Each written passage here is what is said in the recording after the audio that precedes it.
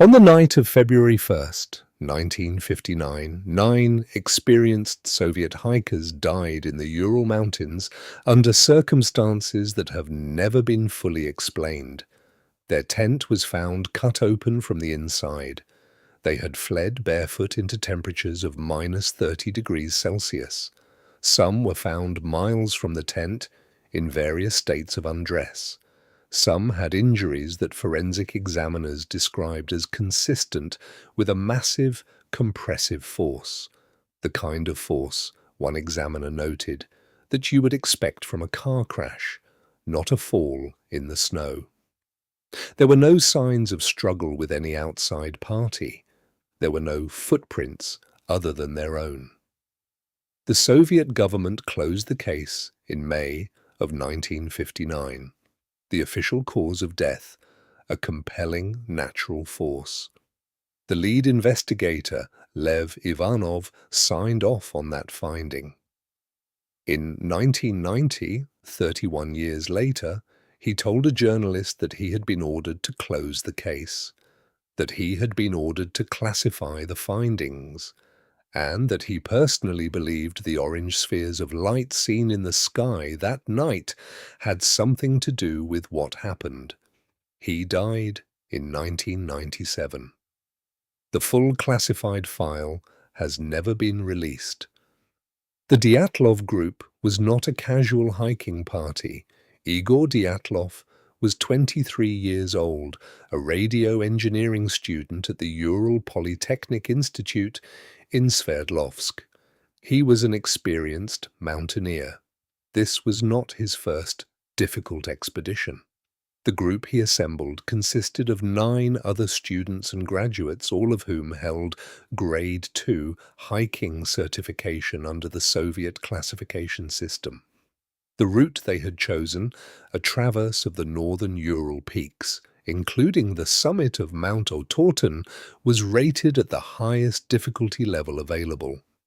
Completing it would have qualified several of them for Grade 3, the highest standard classification in the Soviet system. They were not beginners. They were not unprepared.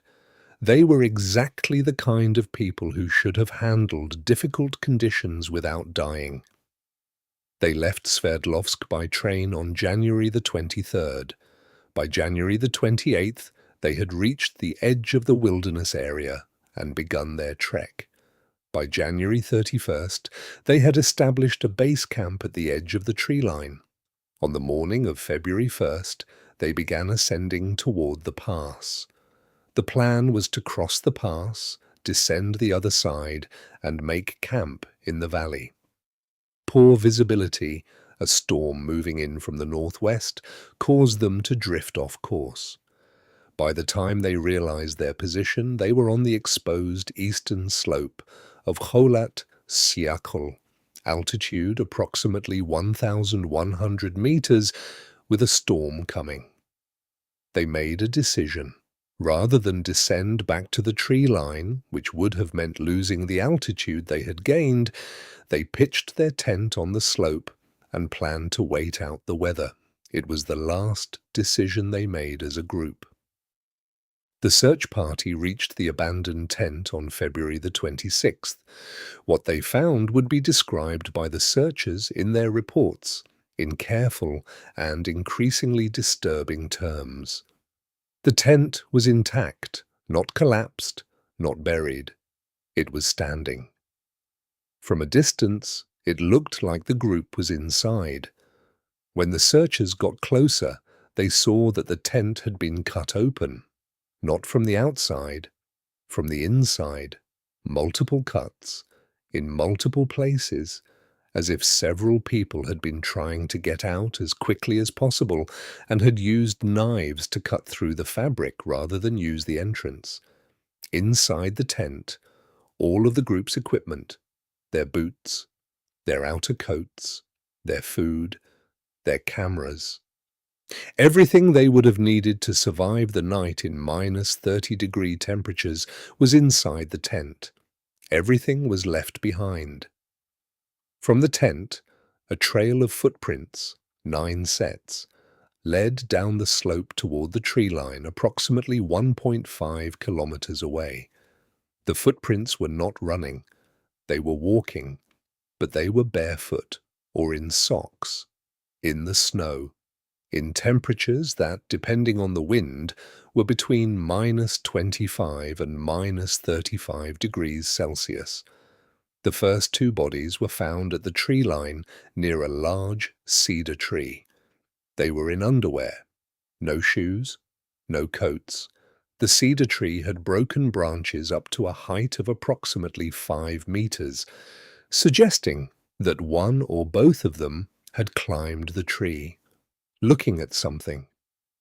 3 more bodies were found between the tree and the tent. Their positions suggested they had been trying to return to the tent. They had not made it. The remaining 4 bodies were not found until May, buried under several meters of snow in a ravine approximately 75 meters from the cedar tree.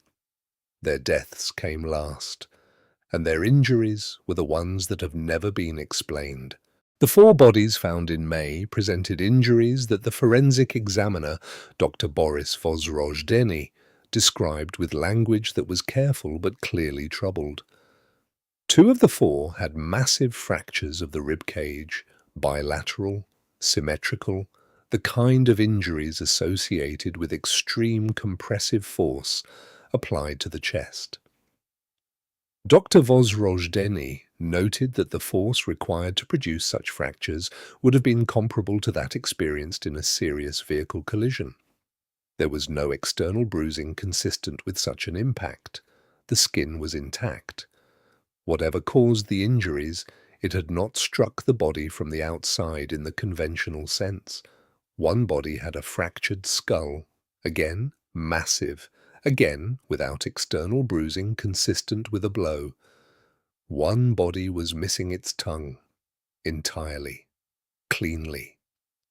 The soft tissue of the mouth was gone, not torn according to the examiner's notes, but absent in a way that suggested it had been removed while the victim was still alive or immediately after death by something or someone. One body was missing its eyes. The examiner's report noted that the injuries were consistent with a strong pressure wave or blast force at close range. He did not specify the source of such a force. His report was classified within weeks of its completion. We have a partial transcript of that report. We obtained it from a source we are not in a position to name. What it contains, beyond what is publicly known, is a single paragraph near the end in which Vozrojdeny writes that the injuries he observed were unlike anything in his previous experience, and that he was unable to provide a complete explanation consistent with the known facts. He signed the report anyway. When the 4 bodies from the ravine were examined, some of the clothing tested positive for radioactive contamination. The levels were not extreme, not immediately lethal, but they were present, specifically on certain garments, certain areas of fabric. What was not contaminated, the surrounding terrain, the snow, the ground. The other bodies, or rather, the clothing on the other bodies which had been lying in the open for months. The contamination was selective. It was on specific garments. It was not on the environment around those garments. This is the pattern you would expect if the contamination came from a source, something that emitted radiation, rather than from environmental exposure. If the hikers had been in a contaminated area, everything would have registered. Instead, certain items registered, as if they had come into proximity with something. The Soviet authorities attributed the contamination to the fact that one of the hikers, Krivonishchenko, had worked at a nuclear facility and may have brought contaminated clothing on the trip. This explanation was accepted officially. It does not account for why contamination appeared on garments belonging to other members of the group. It does not account for the selective pattern. and it does not account for what was found in the sky 50 kilometers to the south on the same night. On the night of February 1st to 2nd, 1959, a group of hikers approximately 50 kilometers from Kholat Syakhl reported seeing lights in the sky.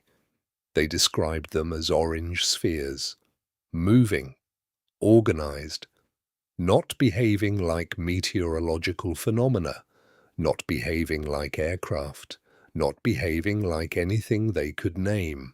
Their report was logged. It was not widely circulated. It was placed in the Dyatlov file. In the same period, January through March of 1959, military observers at two separate locations in the Sverdlovsk region logged similar sightings. These reports are mentioned in passing in documents released during the Russian government's 2019 reopening of the case. They are not discussed in detail. Lev Ivanov knew about these reports. In his 1990 interview, he said, and we are quoting from the transcript of that interview, which we obtained from the journalist who conducted it, that he believed the luminous spheres had a connection to the deaths. He would not elaborate. He said he had been told, at the time of the investigation, that certain findings were not to be pursued, that the case was to be closed as a natural event, that his job was to sign the paperwork. He said, "I signed it. I have thought about it every year since." The journalist asked him what he thought the spheres were. He said, "I have an opinion. I will not say it." The Soviet Union maintained a classified file on the Dyatlov Pass incident, separate from the official case file. The existence of this file was confirmed indirectly during the 2019 Russian government reinvestigation, when prosecutors acknowledged that certain documents from the original investigation remained classified and were not available for review. The 2019 investigation concluded that the hikers had died in an avalanche.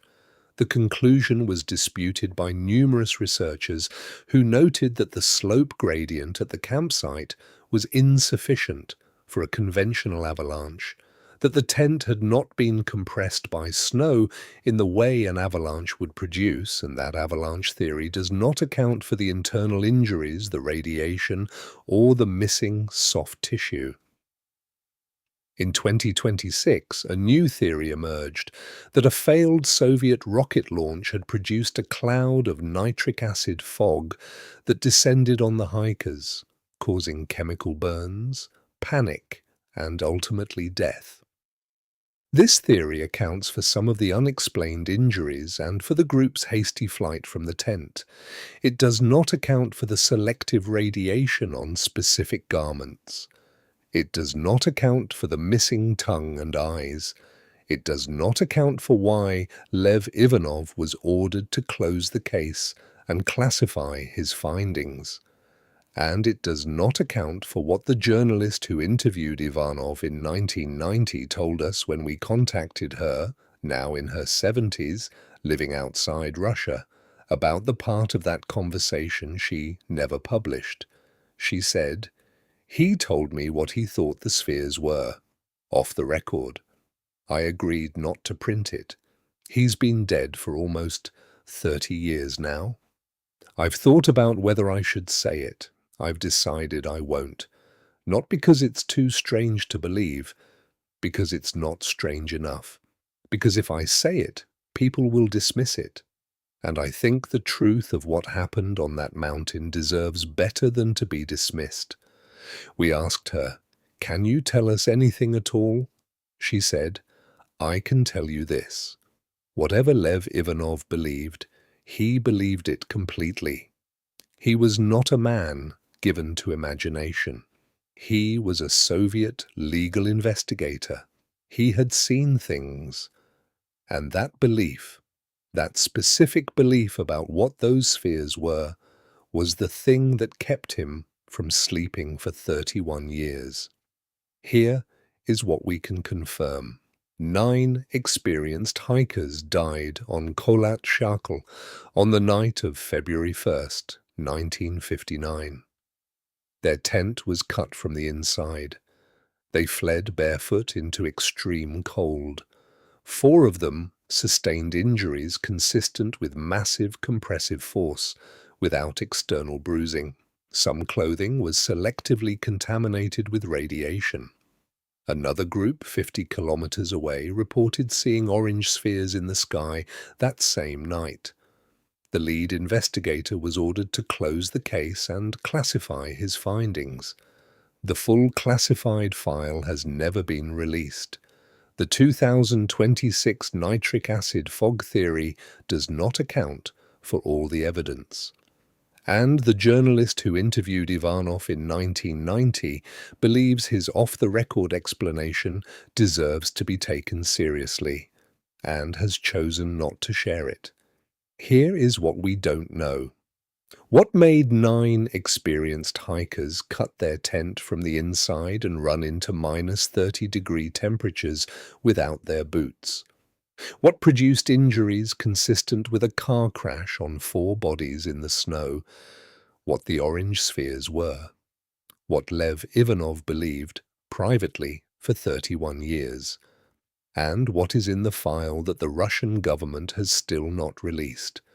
We want to be precise, as always, about what we are and are not saying. We are not saying the Soviet government killed the Dyatlov hikers. We are not saying the orange spheres were extraterrestrial. We are not saying the classified file contains answers that would change everything. We are saying 9 people died under circumstances that no official explanation has fully accounted for. The lead investigator was ordered to suppress his findings. A journalist heard what he actually believed and has kept it private for decades because she thinks the truth is too important to be dismissed. And a file exists, acknowledged, confirmed, classified, that has not been made public in 66 years. We are laying out what we found. You decide what it means. If you know something we don't, you know where to find us. Subscribe, share this, and leave a comment. Because Kholat Shakal means dead mountain in the language of the people who have lived near it for centuries, and the people who named it that way did not do so without a reason.